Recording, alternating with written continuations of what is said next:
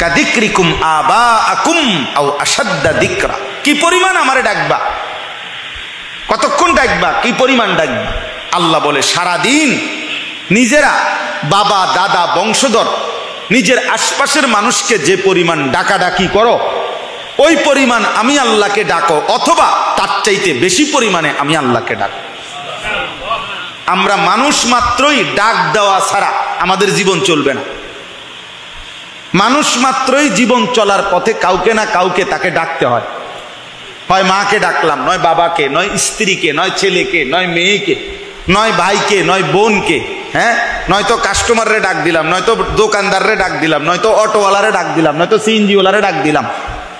মানে কেউ না কেউ চলার পথে আমরা জীবন চলতে গেলে সারাক্ষণই আমাদেরকে কি করতে হয়? ডাকাডাকি করতে। তো আল্লাহ বলেন সারাদিনে যত ডাকাডাকি করো বান্দা, কমপক্ষে ওই পরিমাণ আমি আল্লাহরে ডাকো, অথবা তার চাইতে বেশি পরিমাণ আল্লাহকে ডাকো।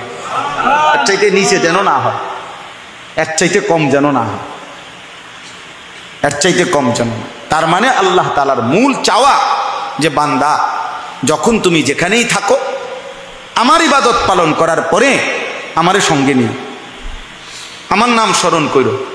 ফাইদা কুদিয়াতিস সালাতু ফান্তাশিরু ফিল আরদ ওয়াবতাগু মিন ফাদলিল্লাহ ওয়াযকুরুল্লাহা কাসীরা। এই যে আল্লাহ বলে যখন নামাজ শেষ হয় তুমি জমিনে ছড়িয়ে পড়ো, আমার দেওয়া রিজিক তালাশ করো, মানে যার যে কর্ম ওই কর্মে লেগে যাও, তবে ওয়াযকুরুল্লাহা কাসীরা, বেশি বেশি আল্লাহকে স্মরণ করো। লাআল্লাকুম তুফলিহুন, নিশ্চিত তাহলে সফল হবে, কামিয়াব হবে, কৃতকার্য হবে, জান্নাতি হবে। তাহলে নামাজ শেষ করে বান্দার করণীয় কি? আল্লাহর জিকির। বলেন না, বান্দার করণীয় কি? আল্লাহ।